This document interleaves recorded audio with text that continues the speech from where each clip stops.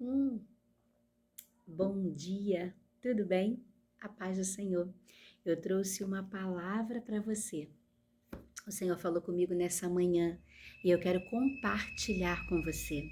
Escuta, você já deve ter ouvido a sua vida inteira que há tempo para todo propósito, não é? Está lá em Eclesiastes, capítulo 3. Há tempo de sorrir, há tempo de chorar, há tempo de ganhar, há tempo de perder, há tempo de saltar, há tempo de prantear. Mas e se eu te disser que você entendeu essa passagem errada? Porque a gente pensa que a gente tem que viver intensamente, realmente, cada tempo, e que se eu estou num momento de perda, o meu momento de choro, eu tenho que ficar ali minando aquele tempo, tenho que ficar vivendo aquilo ali e pronto. Mas sabe, o Senhor falou comigo algo extraordinário. Ele já tinha falado comigo nessa passagem antes, mas eu fiquei, meu Deus, mas a gente vê Deus até como injusto, sabia? Quando a gente vê num momento de perda e tudo, a gente se revolta. E quando eu li esse capítulo já há anos atrás, porque fala de Ezequiel, a morte da mulher de Ezequiel. Está lá em Ezequiel, no capítulo 24. Abre a tua Bíblia, porque eu te convido a você abrir a tua Bíblia. Porque aquilo que a gente fala, eu quero que tenha um respaldo bíblico. Eu não quero falar dos meus achômetros, meus achismos, minhas opiniões, meus sentimentos, minhas emoções. Eu quero falar daquilo que está escrito na palavra, né? Ah, mas Rafaela, a palavra cada um tem a sua interpretação, você tem a sua interpretação. Sim, mas quando eu te convido a você ler, é porque eu tenho certeza que o Espírito Santo que vai sentar do seu ladinho para estudar a palavra vai te dar a interpretação para o seu momento que você está vivendo. Por isso que a palavra é viva, ela se renova todos os dias, porque depende da sua posição, do seu dia a dia, do momento que você está vivendo, para aquela palavra fazer sentido naquele momento para você. Então eu te convido a você abrir a tua Bíblia para você ler comigo, para você ver que não é na minha cabeça. E sabe, Ezequiel, a gente está acostumado a ouvir sempre o quê? A visão do vale de ossos secos, lá em Ezequiel no capítulo 37, a torrente das águas purificadoras, Ezequiel capítulo 47, o chamado de Ezequiel, né, a profeta, está lá no capítulo 2, o Atalaia de Israel, capítulo 3. A gente sempre ouve, né, essas passagens de Ezequiel, mas a gente nunca ouve falar que Ezequiel tinha uma mulher. Na verdade, tem muitas pessoas que não sabem que Ezequiel era casado. A gente não ouve falar nada disso, só ouve aquelas palavras certas, que se alguém vai pregar em Ezequiel, sempre são essas palavras, né, que a gente está acostumado. Mas pouquíssimas vezes eu ouvi falar sobre a pregação da morte da mulher de Ezequiel. E quando eu li há muito tempo atrás, eu achei que, falei, meu Deus, mas o Senhor é doido, o Senhor é injusto, o Senhor é mau, o Senhor é insensível. Por que que eu estou falando isso? Eu vou te falar por quê. Vamos lá ler comigo para você entender o que eu estou falando? Olha só, no versículo 15 do capítulo 24 de Ezequiel diz assim: Veio a mim esta palavra do Senhor, filho do homem, com um único golpe estou para tirar de você o prazer dos seus olhos. Contudo, não lamente, nem chore, nem derrame nenhuma lágrima. Não permita que ninguém ouça o seu gemer. Não pranteie pelos mortos. Mantenha apertado o seu turbante e as sandálias nos pés. Não cubra o rosto, nem coma a comida costumeira dos pranteadores. Assim falei de manhã ao povo, e à tarde minha mulher morreu. No dia seguinte, fiz o que me havia sido ordenado. Menino, você viu aqui o que você acabou de ler comigo? Tu entendeu aqui a situação? O cara recebe a mensagem, tá? Que a mulher dele ia morrer de manhã. À tarde, a mulher dele morreu. E no outro dia de manhã, ele estava lá profetizando para o povo. Estava lá trabalhando para o Senhor. Tu tem noção do que é isso? Tu ouviu aqui comigo? Gente, olha, eu falei assim, Senhor, mas ele não teve nem oportunidade, Jesus, de prantear, de ir lá chorar pela mulher dele, de ir lá ficar enlutado pela mulher dele. Senhor, que Deus é esse? O Senhor está falando aqui que não era nem para ele chorar, nem derramar uma lágrima. Mas o Senhor me explicou com a minha própria vivência, com a minha própria experiência.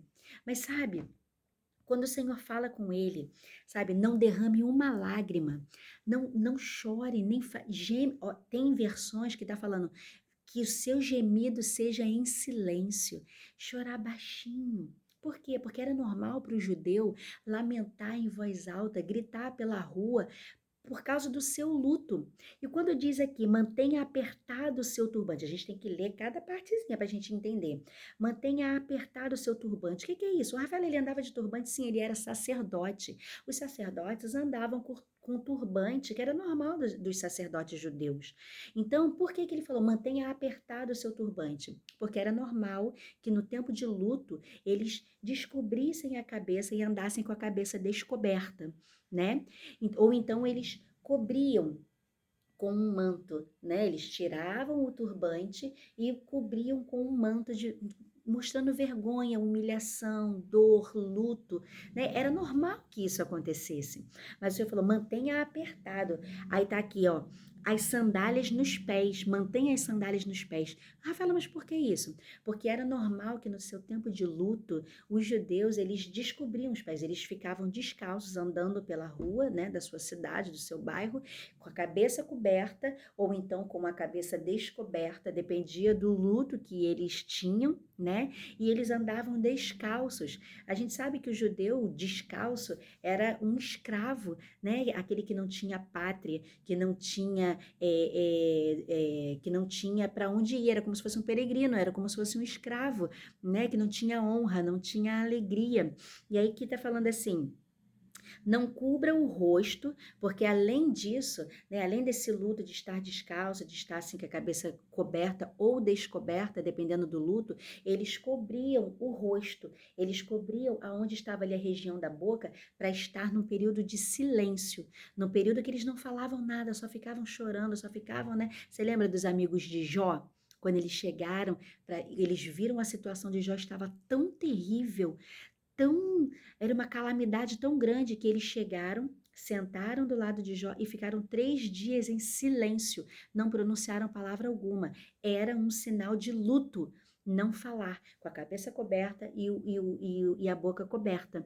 E aqui, olha, e nem coma comida costumeira dos pranteadores. O que é isso? Ah, era uma comida oferecida a ídolos? Não, era porque a pessoa ficava num estado tão terrível, ainda existe isso hoje, tão terrível de luto, de dor, que elas simplesmente não cozinhavam, não faziam nada, ficavam ali esmorecendo e eram seus vizinhos, os seus conhecidos, que levavam comida para eles, porque eles ficavam de um estado, não cozinhavam para eles mesmos, não faziam nada, simplesmente recebiam a comida de outras pessoas para que eles não viessem a perecer também.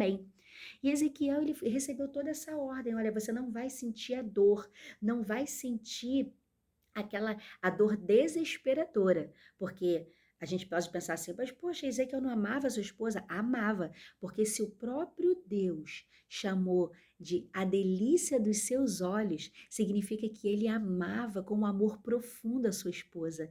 Ele tinha sua esposa como companheira naquele período de exílio, naquele período ali de dor, né, de cativeiro do seu povo, porque ele era contemporâneo de Jeremias. Então ele estava naquele sentimento de dor, mas o Senhor falou: olha, você não vai sofrer o luto como outras pessoas. Por quê? Porque ele tinha um ministério a fazer, ele tinha um chamado a fazer, então o Senhor consolaria o coração dele de uma maneira que ele não derramaria uma lágrima, ele não prantearia, ele não sofreria o tempo de luto, porque o Senhor seria o seu consolo. A dor existiria? Sim, existiria. A dor estaria ali, sim, porque ela era a amada dele, mas o consolo viria de uma maneira que não o deixaria ficar prostrado no luto, ficar prostrado na perda, prostrado no seu momento de choro, sabe, angustiado, triste, questionando ao Senhor. Tanto é que ele perdeu a esposa à tarde e no outro dia ele foi profetizar. E quando eu li isso uma vez, eu falei assim: isso não é possível, não tem como. E eu ouvi vários testemunhos, né, de pessoas, mulheres de Deus, falando que, mulheres assim de ciclo de oração, de círculo de oração, mulheres de mesa de libertação que falavam, né, a gente ouvia, eu tenho certeza que você já ouviu esse testemunho de mães que enterravam seus filhos, né, de manhã ou à tarde, e à noite estavam lá dirigindo o culto, dirigindo a consagração. Eu falo, outro dia circulou um vídeo, você deve ter visto esse vídeo, de uma mulher, né, de uma mãe que estava enterrando, não era mãe biológica, mas ela criou aqueles meninos, né, e ela estava ali, vários corpos no chão e ela pregando. Você não viu esse vídeo que circulou na internet? Então você pensa, mas como é que ela consegue? Como é que ela conseguiu enterrar os seus filhos? Como é que Ezequiel conseguiu enterrar sua esposa e tá ali profetizando no outro dia? Isso é impossível. Há um tempo para tudo. Mas olha, abre a tua Bíblia em Jeremias, no capítulo 17, você vai entender isso. No capítulo 17, no versículo 8, diz assim: está falando daquele que confia no Senhor. Ele será como uma árvore plantada junto às águas e que estende suas raízes para o ribeiro. Ela não temerá quando chegar o calor, porque as suas folhas estão sempre verdes. Não ficará ansiosa no ano da seca e nem deixará de dar fruto. A gente pensa assim, não, se há uma estação para cada árvore, para cada planta, tem a estação que está tudo florido, tudo cheio de folha, que está dando fruto, mas há a estação que está a árvore seca, seca, seca. Mas aqui está falando daquele que confia no Senhor, que mesmo quando vem a seca, não teme, não fica com medo, porque as suas raízes se estendem até o ribeiro. A gente ouve muito, né, aquele louvor, só quem tem raiz. Aí tem gente até que fala, mas é um louvor que gloria o próprio homem, é um louvor que exalta o próprio homem. Mas se você entender o que diz esse louvor, você vai ver que não é bem isso, porque fala, só quem tem raiz suporta o que eu suportei, né? Assim, aqui tá falando o quê? Estende as suas raízes para o ribeiro. Quem é o ribeiro? É o Senhor. É Deus, é Jesus, é o Espírito Santo. Quando veio o calor, e tá falando o quê? De um momento de tristeza, de angústia, de luta, de prova. E quando vem esse tempo, ele não teme, porque ele estende as suas raízes mais profundas no Senhor. E mesmo no tempo de seca, ele não deixa de dar frutos. Então, essa história de que não, eu tô seca porque eu tô vivendo num período de luto, eu tô vivendo num período de dor, não procede. Segundo a palavra. Eita, cafezinho, fica aí no. Só um minutinho. Ai, meu cafezinho. Te amo, café.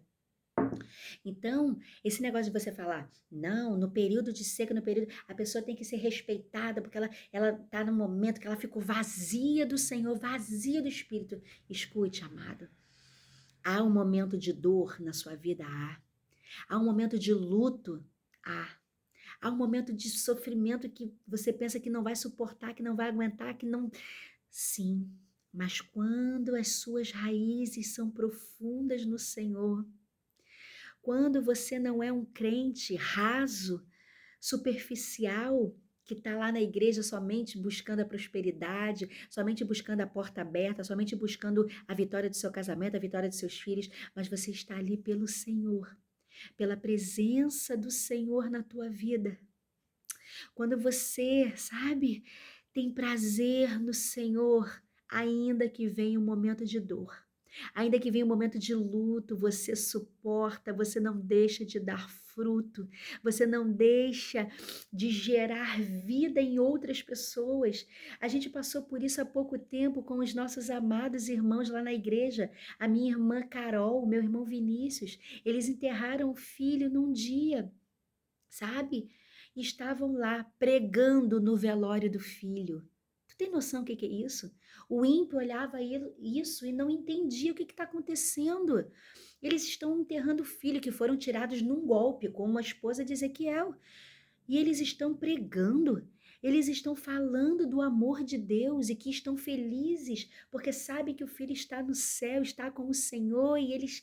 Irmãos, isso é fé, isso é Deus, isso é o Senhor.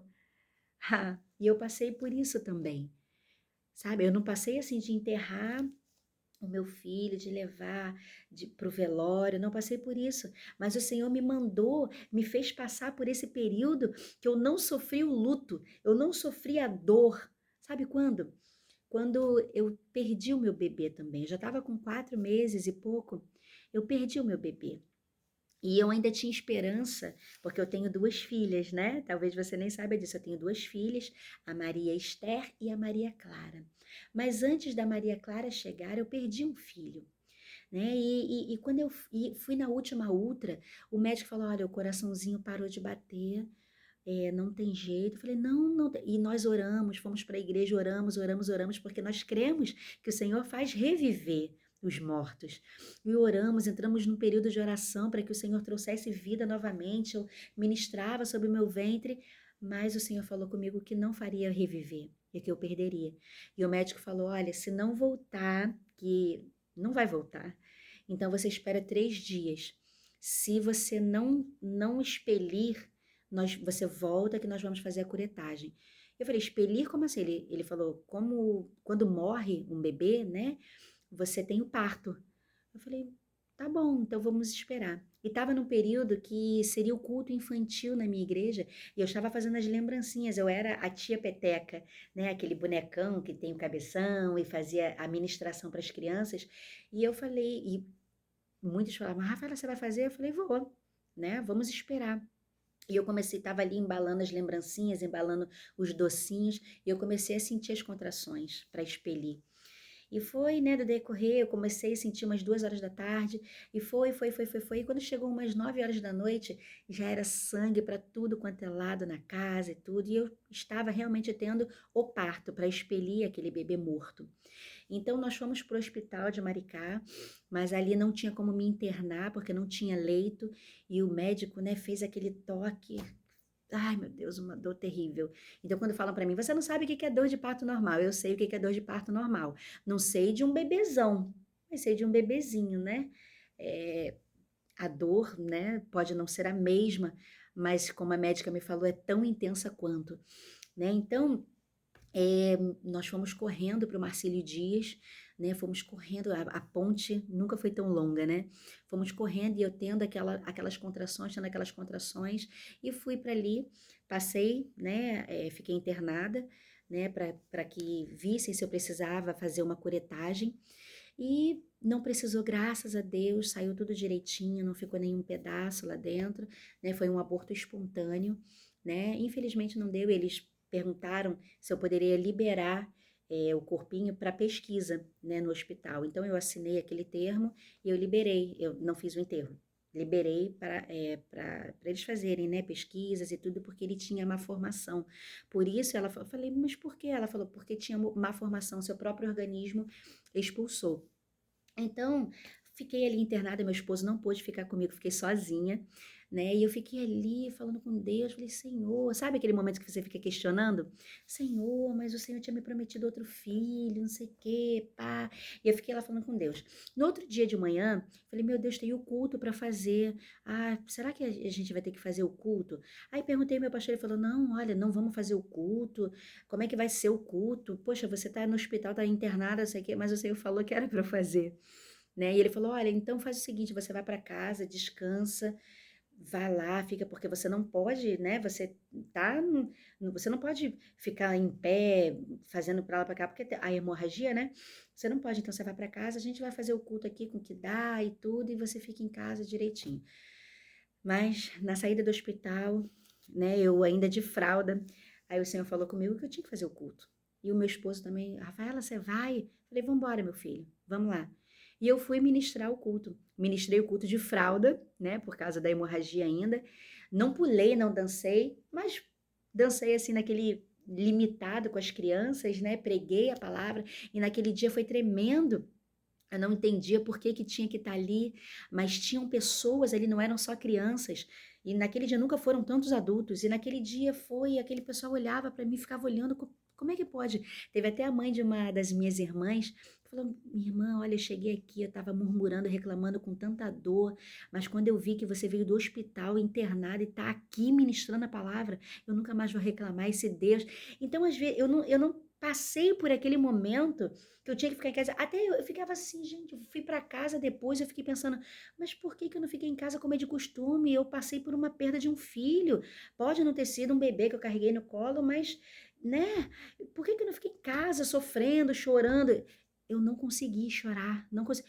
Não estou falando que eu não chorei, não gemi como Ezequiel, mas eu não fiquei aquele momento lá no sofá chorando, meu Deus, eu perdi meu bebê. Não, eu não senti essa dor dessa forma.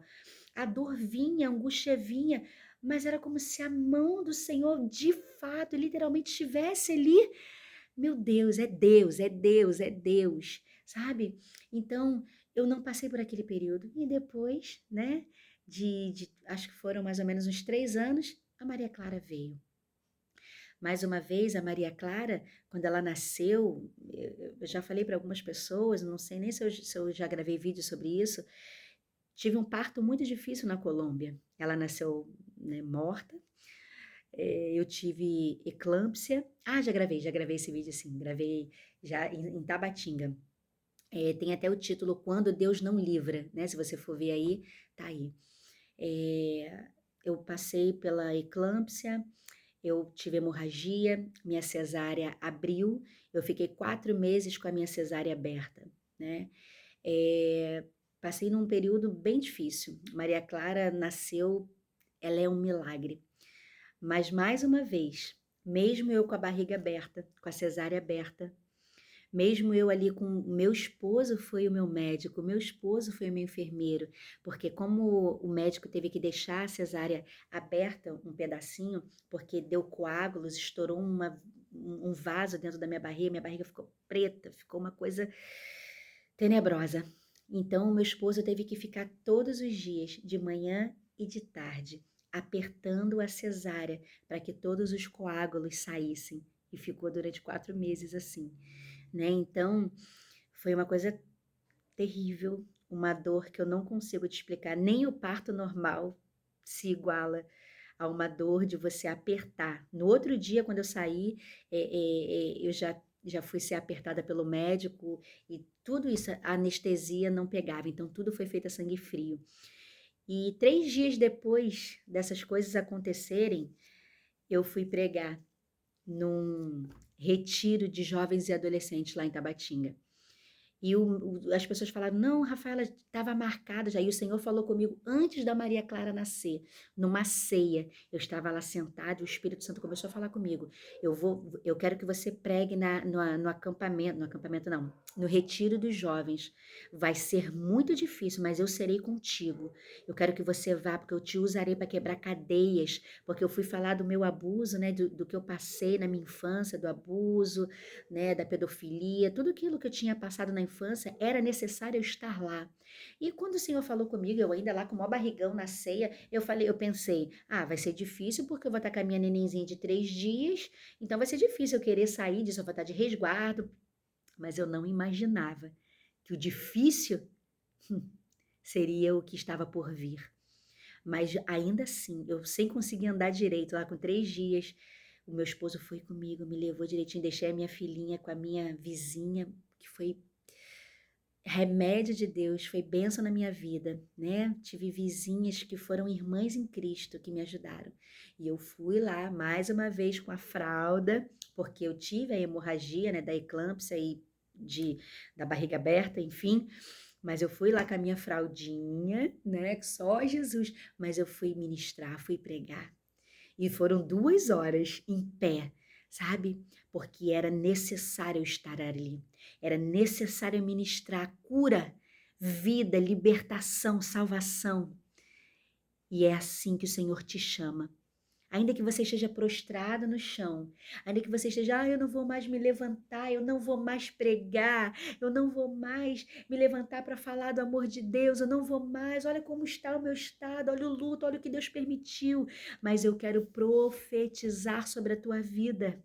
Ainda que esteja difícil, meu amado, minha amada, ainda que esteja doendo, eu sei que esse vídeo está imenso, eu sei que pode estar doendo, mas como você leu aqui em Jeremias capítulo 17, quando você está plantado no Senhor, quando as suas raízes estão no Senhor, você não deixará de dar frutos, ainda que esteja passando pelo luto, ainda que esteja passando pela perda, ainda que esteja passando pelo momento de choro, você não ficará prostrado, é tempo de se levantar, é tempo de sair dessa prostração, desse luto, dessas cinzas, cinzas. Em nome de Jesus, se levanta. Há vidas que precisam ouvir o teu testemunho. Há pessoas que precisam receber de ti, das tuas mãos, que precisam receber daquilo que o Senhor faz na tua vida. Então, para de se lamentar, para de sentir pena de si mesmo, para de sentir pena de você mesmo, de se lamentar, de se vitimizar, de se sentir vítima da situação, vítima do Senhor. Não, o Senhor te deu força, te deu fibra. Entende? Você vai conseguir. Você vai conseguir. E o teu testemunho será para edificar outras vidas. Então se levante. Não é tempo. O tempo de chorar é diferente com o Senhor. Você chora no seu cantinho, mas o Senhor logo te levanta para fazer outros sorrirem. Isso não é crueldade. Isso não é insensibilidade do Senhor. Isso é mistério daquele que te faz sentir a dor, mas essa dor não te para, essa dor não te prostra, essa dor te fortalece para você fortalecer outro. Essa dor te amadurece para você ministrar sobre a vida de outro. Isso é Deus, isso é o Espírito Santo. Só quem tem o Espírito Santo sabe do que eu estou falando. Então se levanta hoje, em nome de Jesus. Que o Senhor te levante, que o Senhor te restaure, que desça sobre a tua cabeça agora um óleo fresco da videira verdadeira, que desça sobre você o azeite, a unção, a graça, o vinho novo, que é o Espírito, é a alegria sobre você, a paz que excede todo o entendimento, que guarda o teu coração, que te faz entender que pode estar tudo caindo ao teu redor, mas você sente a paz, a graça, o Espírito, e você entende aquilo que o apóstolo Paulo disse: a minha graça te basta. O meu poder se aperfeiçoa na tua fraqueza.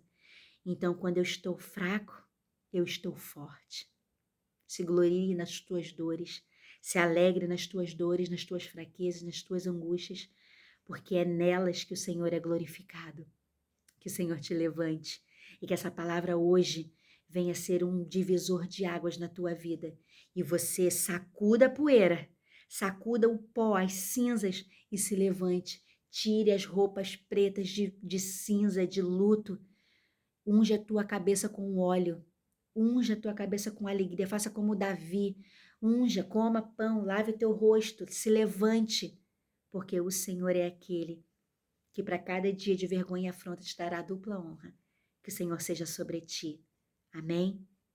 Que Deus te abençoe em nome de Jesus.